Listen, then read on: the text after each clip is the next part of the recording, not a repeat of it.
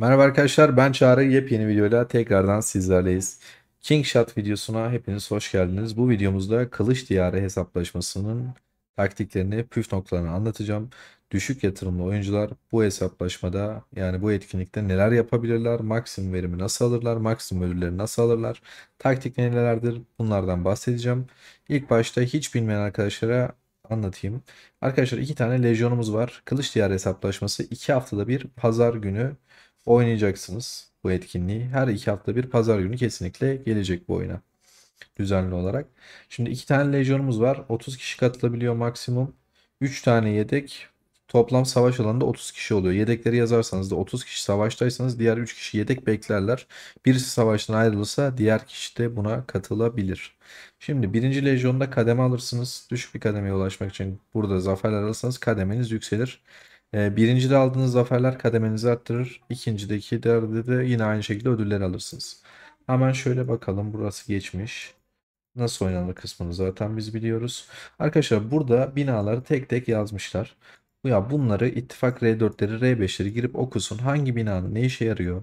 Hangisinde daha yüksek puan veriyor? Bunlara siz zaten bakarsınız. Hani böyle şeylere falan ben size detayları falan şey yapmayacağım. Okumayacağım. Buralara gelip kendiniz de okursunuz. Ben size daha trik ve daha önemli bilgileri vereceğim. Şimdi ödüller kısmına geldiğimizde Lejyon 1 kazanırsa diyor ama Lejyon 2 için de geçerli bu. Lejyon 2 de eğer kazanırsa yok, burası pardon, sadece Lejyon 1 kazanırsa yolluyormuş. Asıl önemli olan ödüller burası. 180 bin puan üstü bir puan yaparsanız arkadaşlar 12 bin yadigar jeton alacaksınız. Asıl en önemli kısım burası zaten. Burada aldığınız elmas, 10 tane genel mitik sandık ve en değerlisi kesinlikle burada aldığımız yadigar jetonları. Eğer kaybederseniz de bu ödüller yarı yarıya maalesef düşünüyor. Bakın, ittifakınız kazanabiliyorsa kazanmaya çalışın, onlara yardımcı olun. Kazanamıyorsanız ise 180 bin puana ulaşmaya çalışacaksınız. Gidip şuradaki binaları tutarak falan puan yapmaya çalışmayın. Sağa solu temizlemeye, toplamaya falan çalışmayın. En önemli puanı, en yüksek puanı kendi askerlerinizi öldürerek, rakibinizin askerlerini öldürerek puan kazanabilirsiniz arkadaşlar. Bunun taktiğini birazdan sizlere göstereceğim. Diğer kısmına girelim. Burada detaylar yazıyormuş. Etkinliğe nasıl katılabiliriz? Yedekler nasıl oluyor? Burayı zaten girer okursunuz. Ve en değerli şey de burası. Savaş alanından ayrılırsanız 12 dakikalık bir bekleme süresi geliyor. Şimdi arkadaşlar, bu etkinlikte şöyle bir şey var. Hızlandırmalarınızı kullanmayın. Bu etkinlikte sakın ha sakın asker iyileştirmeyin. Elmaslarınızı kullanmayın. Bu etkinlikte şu ödülleri alacaksınız diye gidip de daha fazlasını falan şey yapmayın. Bu mağaza bizim için değerli. Bu mağazanın almanız gereken ilk şey kesinlikle buradaki yüz geliştirme TP'si. Daha sonrasında da zanaatkar vizyonu, yani bu. Eğer elinizde fazladan jetonunuz kalırsa diğer şeylerden almayın. Yine bir hafta sonra bu mağaza yenilenecek diyelim ya da 2 hafta sonra tekrardan bunu full alın. Sonrasında ise yineden zanaatkar vizyonunu alın. Eğer yine fazla malzemeniz kalırsa da burada alacağınız üçüncü seçenek kesinlikle tılsım tasarımıdır. Şimdi tekrardan etkinliğimize hızlıca bir dönelim. Hatta etkinliğimizin içine girelim. Size oradan hesaptan anlatayım hemen. Evet arkadaşlar, haritamıza girdik. Şu anda 12 dakika kaldı. Detaylı ve uzun bir savaş size göstermek istemedim. Sadece buradan detayları göstereceğim. Tamamen öğretici bir video olsun istedim. Savaşın devamında görürüz. Şimdi burada böyle saldırılar atıyor Berkan. Teşekkürler bu arada hesabı bize açtığın için. Şimdi arkadaşlar, saldırılar falan yapıyor. Yerleri tutmaya çalışıyor. Şu an tek dertleri savaşı kazanmak. Back to geri çekil falan diyor. Okey. Arkadaşlar, sol taraf 185 bin puanda. Sağ taraf 139 bin puanda. Sağ üstteki savaş haritasına bir basabilir misin? Burada hemen savaş haritasının yanında bir imleç var. Buradan hangisi ne kadar puan veriyor? Hepsi dakika başı artı 1200 artı 1800 yazıyor arkadaşlar. İlk savaşa girdiğinizde burayı kontrol edersiniz. Tamam, sen tekrar oyununa devam et istersen Berkan. Ve şu triyi vereceğim. Arkadaşlar, diyelim ki siz zayıf bir oyuncusunuz. Ne yapacaksınız? Geleceksiniz, gözetleme önleyiciyi açacaksınız. Gözetleme önleyici nasıl açılıyor? Gösterir misin Berkan? Hemen gösteriyorum. Tamam. Sol üst tarafa tıkladığınızda oka, burada gözetleme önleyici 2 saat anti gözetlemeyi kullanabilirsiniz. Bunu kullandıktan sonra siz diyelim ki 30 seviye 25 seviye bir fırına sahipsiniz. Kasaba merkezine sahipsiniz. Tamam abi, sen devam et. Biz seni bir yandan alıkoymayalım. Diyelim ki rakipleriniz siz 25'siniz, 26'sınız. Rakipleriniz 27, 28, 29. Her zaman savunma avantajlıdır. Eğer rakibiniz inanılmaz para yatıran bir oyuncu değilse siz asker çokluğundan dolayı iyi bir savunma yapabileceksiniz. Şimdi puanı nasıl kasarız? Gözetleme önleyiciyi bastıktan hemen sonra arkadaşlar gireceksiniz. Rakiplerinizin bir yerlere ışınlanmasını bekleyeceksiniz. Biliyorsunuz savaş haritası açıldıktan 3 dakika sonra savaşlar başlar. Bekleyin, hemen ışınlanmayın. 1 dakika 2 dakika gerekirse bekleyin. Böyle rakiplerinizin kalabalık olduğu bir yere teleport olun.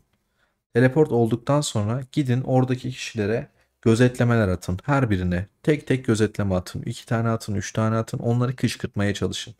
Eğer kışkırtmıyorlarsa her birine birer tane asker, ikişer tane asker falan atın. Vurun onları, ölün. Sıkıntı yok. Onların size saldırmasını sağlayın. En hızlı puanı bu şekilde alırsınız arkadaşlar. Diyelim ki size vurdular 180 bin puana ulaştınız mı? Hiçbir şekilde dökümhaneli, daha doğrusu kılıç diyarıyla bir işiniz kalmıyor. Zaten 180 bin puan ödülünü aldıktan sonra, o barajı geçtikten sonra 300 bin puan yapanla aynı ödülü alacaksınız. 1 milyon puan, 3 milyon, 5 milyon puanı yapsanız bile alacağınız ödül değişmeyecek. O yüzden ondan sonra ittifakınızdaki kişilere faydalı olmaya çalışın. Diyelim ki ittifakınızdaki Balina dediğimiz yüksek yatırımlı oyuncu buradaki kraliyet ahırını aldı. Gidin oraya takviye atın. Onun orayı tutmasını sağlayın.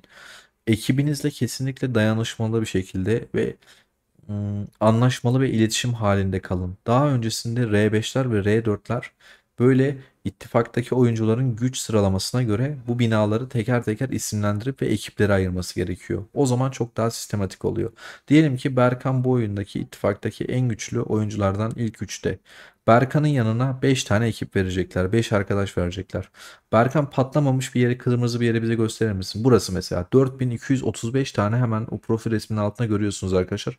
Puan birikmiş. Sizin balinanız ya da Berkan buraya vurup da orayı patlatırsa o 4200 puan sağa sola dağılacak.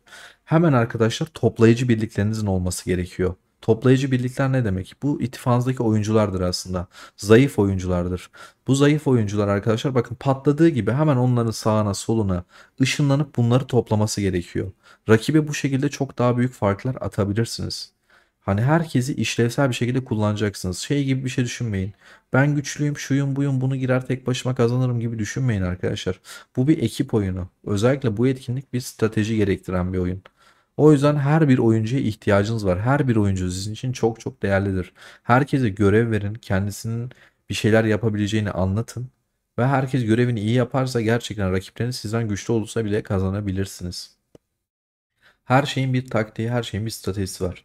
Önemli olan dediğim gibi 180 bin puan almak, ama daha sonrasında burayı kaybederseniz eğer genel ortalama olarak bakın 1 milyon puan yapmış mesela Berkan.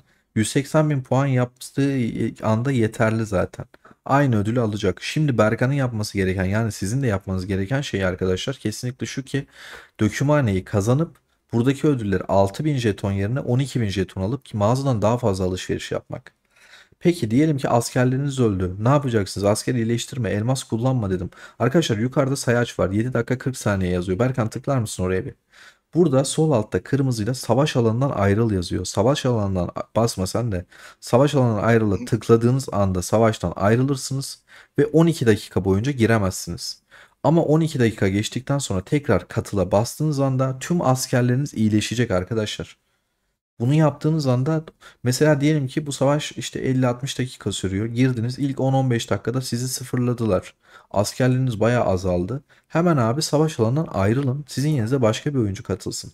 12 dakika bekleme süresini bekledikten sonra hemen tekrar savaş alanına dahil olun ve sıfır full askerlerinizle tekrar savaşmaya devam edin. Hemen ilk 10 dakikada 15 dakikada 180 bin puanı yapmak zorunda değilsiniz. Bir saat zamanınız var. Zamana yaya yaya bunu yaparsınız zaten.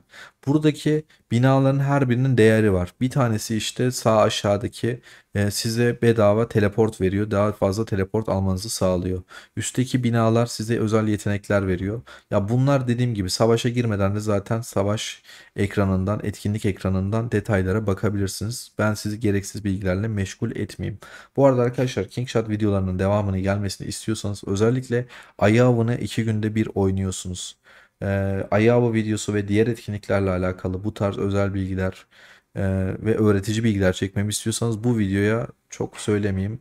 350 beğeni gelirse yeni videolar çekmeye devam edeceğim. Çekmemi istediğiniz, eksik olduğunu düşündüğünüz başka videolar varsa onları da yorumlarda yazarsanız yardımcı olmaya çalışırım. Discord'umuzda 3500, Telegram'ımızda 2000'e yakın kişi var. Siz de 5000 kişilik toplumuza katılmak isterseniz videonun açıklamalarından katılabilirsiniz. Videoyu beğenip yorum yapmayı lütfen ihmal etmeyelim. Ayrıca farklı Kingshot videoları çeken arkadaşlarımız da var. Mesela Berkanların da bir kanalı var. Kingshot Türkiye adında. Onlar daha sık Kingshot videoları çekiyor. Eğer izlemek isterseniz onların kanalının linkini de videonun açıklamalarına ekleyeceğim arkadaşlar. Ya da YouTube'a Kingshot Türkiye yazarak da Berkanların YouTube kanalına da ulaşabilirsiniz. Son 5 dakika zamanımız var. Ortadaki bina artık çok çok daha değerli hale gelmeye başladı. O patlayanları toplamak gerekiyor. Şimdi balina oyuncular için bir trik vereyim. Şu ana kadar her zaman düşük yatırımlı oyuncular için verdim. Balina oyuncular hiçbir zaman bu etkinliğe ilk girdiği zaman şey yapmasınlar. Gidip binaları tutmaya çalışmasınlar. Bu acemice bir harekettir arkadaşlar. Sol üstte görüyorsunuz bizim şu an 17 kişi tane oyuncumuz var. Sağ tarafta ise 14 tane oyuncu var. Balina oyuncular ne yapacaklar? Mesela şurada 5 tane oyuncu var yan yana. Abi beşinin yanına ışınlanacaksın. Balina arkadaş. Beşini de sıfırlayacaksın. Ya da balina varsa aralarında o beşinden bir tanesi balinaysa dördünü sıfırlayacaksın. Dört kişiyi devre dışı bırakacaksın ki abi o balinayı destekleyemesinler. Yalnız kalsın. Yani bu şekilde balinaların ilk başta rakip oyuncuları elemesi ve savaş alanından dışarı çıkartmaları gerekiyor. Daha sonrasında gidecek 6 tane koluyla intikaliyle 6 tane bina tutacak ve kendi oyuncuları da o 6 tane binayı sürekli olarak takviye atıp doldurmak zorunda. Eğer oyuncularınız bu alanda, kırmızı alanda yani savaş alanında durmakta zorlanıyorsa, rakibin balinalar gelip sürekli vuruyorsa oyuncular kırmızı güvenli bölgede duracaklar, zayıf oyuncular. O bölgelerden sadece takviye atacaklar balinanın tuttuğu yerlere. Bu şekilde de bir takım oyunu şeklinde sizden daha güçlü rakiplere karşı bir strateji benimseyip onlarla savaşabilirsiniz. Dediğim gibi bu etkinlik düşük yatırımlı oyuncular için çok çok değerli. Ödüller, mağaza ödülleri çok değerli. Ama gidip asla hızlandırma kullanmayın. Çünkü dediğim gibi askerlerinizi bedava iyileştirebiliyorsunuz savaş alanına ayrılarak. Elmaslarınızı ya da başka bir şeyinizi de bence tüketmeyin. Ben düşük yatırımlıyken %10, %20 buffları da kullanmıyordum. Ama bazen böyle keyif almak istediğimde, biraz güçlendiğimde, rakipleri vurup yakmak istediğimde %10 buffları kullanıyordum. Ama %20'leri asla bunu da kullanmıyordum. Berkan çok teşekkür ederim. Benim söylemeyi unuttuğum, senin eklemek istediğin bir bilgi var mı bu etkinlikle alakalı? Şöyle em, şöyle bir ayrıntı vereyim arkadaşlar. Diyelim ki birçok yere aldınız ve nereye ışınlanacağınızı bilmiyorsunuz. Ben nereye gitsem yardım etsem diye merak ediyorsunuz. Ve gücünüz de gerçekten iyi.